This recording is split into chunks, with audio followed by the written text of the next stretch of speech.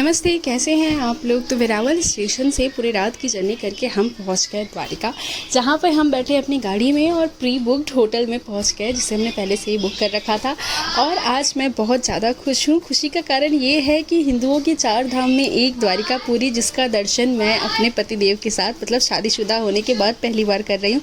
तो बस येलो कपड़ा में और पतिदेव को सफ़ेद कुर्ते में तैयार करके हम पहुँचे गोमती घाट। गोमती घाट में भगवान का नाम लेते हुए हाथ पैर धोया और फिर चले गए द्वारिकाधीश मंदिर के दर्शन के लिए। अंदर फ़ोन कैमरा अलाउ नहीं था, तो फिर मैं अंदर की फुटेज नहीं बना पाई।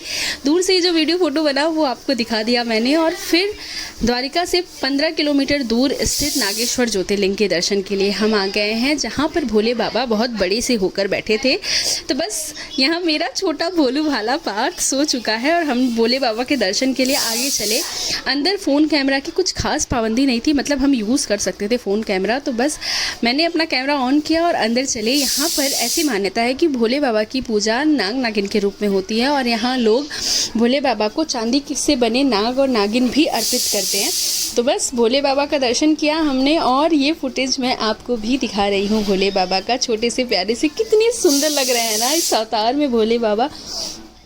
यहाँ बहुत लोग अब अपने पसंद से भगवान को जो भी भेंट है वो अर्पित करते हैं और खुद भी जाकर पूजा करते हैं। मतलब कई सारे ज्योतिर्लिंग में आपको स्वयं पूजा करने की अनुमति नहीं होती, पर यहाँ ऐसा पाबंदी कुछ नहीं है। तो बस नागेश्वर ज्योतिर्लिंग के बाद हम पहुँच गए गोपी तालाब। गोपी तालाब ये वो स्थान है जहाँ कृष्ण भगवान ने आखिरी बार रासलीला की थी। तो बस यहाँ पहुँचे और थोड़े बहुत स्टॉल में भ्रमण किया और ये 20 रुपए का मछलियों का चारा लेकर हम पहुँच गए उस तालाब को देखने के लिए। पता नहीं क्यों मेरा चारा देखकर एक भी मछलियाँ नहीं आई, वरना बहुत सी मछलियाँ घूम रही थी यहाँ पर। फिर हम बढ़े आगे और जहाँ लिखा था कि राम नाम का पत्थर तैरता है, यहाँ घुसे तो हमें फिलहाल सबसे पहले कृष्ण जी और माता रुक्मणी का मंदिर, जिसे प्रणाम करके फिर हम आगे बढ़े तो माता रुक्मणी का अकेले मंदिर था जहाँ पे हमने प्रणाम किया। और फिर हम आगे बढ़े, एक ऐसी प्रतिमा हमें देखने को मिली जिसने हम सबको रोक दिया। मतलब छोटा सा पार्थ भी हाथ जोड़कर खड़ा हो गया। वो थे ये प्यारे से लड्डू गोपाल।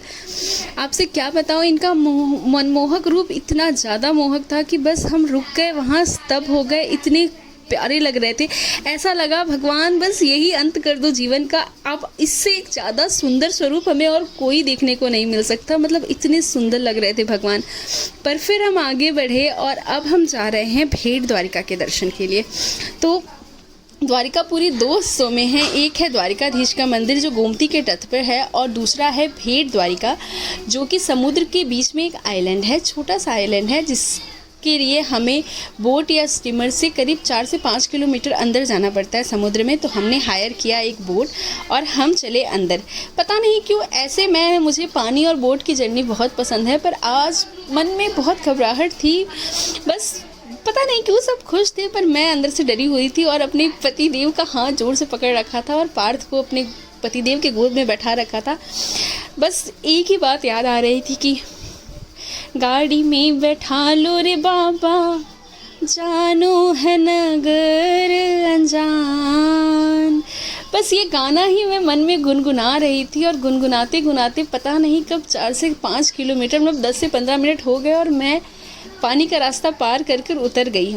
उतरने के बाद हम चले आगे। तो मंदिर का जो फाटक होता है भगवान के दर्शन का समय वो बंद रहता है। तो हमने खाया आइसक्रीम और 1 बजे से 4:30 बजे तक फाटक बंद था। तो हम ऐसे ही ज़मीन पर बैठे रहे और बेचारी यसी, वो इतनी खूबसूरत है पर यहाँ पे उसकी खूबसूरती निकल गई। और दर्शन के बाद तो सब पसीना पसीना हो गया। मतलब दर्शन से पहले और दर्शन के बाद का अवतार आप देख सकते हो। फिर दोबारा हम फिर से उसी बोट पे बैठे और 30 रुपीज़ पर हेड का टिकट देकर आए। और इस बार मन में डर नहीं था क्योंकि हम खुश थे, इसलिए क्योंकि हमने बाबा के दर्शन कर लिए थे और द्वारिकाधीश के दर्शन के बाद बहुत मन में खुशी हुई। तो भेंट द्वारिका इसलिए कहते हैं क्योंकि जब सुदामा जी कृष्ण जी से मिलने आए थे तो वो इसी स्थान पे आए थे भेंट द्वारिका में। तो कृष्ण जी से सुदामा जी मिले थे और यहाँ पे मूल रूप में प्रसाद के रूप में हमें चावल मिलते हैं। तो हम वो चावल लेकर आए और सूर्यदेव को प्रणाम करके हम आगे बढ़े रुक्मणी माता के मंदिर। कहते हैं कि द्वारिकाधीश की का दर्शन जो है वो पूरा नहीं होता जब तक आप रुक्मिणी माँ का दर्शन ना करो। तो यहाँ पर पहुँचते ही पार्थ ने जयकारा लगाना शुरू कर दिया और हम बढ़े आगे। पूरे द्वारिका का पानी खारा है, पर इकलौता रुक्मिणी माँ के मंदिर का पानी जो है वो मीठा रहता है। इसका कारण ये है कि इसको जो है कृष्ण जी ने अपने पाँव से उत्पन्न किया था गंगा जल की तरह। तो बस भले ही रात के अंधेरे में आपको विजिबिलिटी पूरी ना रहे, लेकिन आप मन से देखो तो पूरी की पूरी श्रद्धा दिखेगी इस मंदिर की। इतना खूबसूरत ये मंदिर था और उतना ही सुंदर इसकी पीछे की लीला।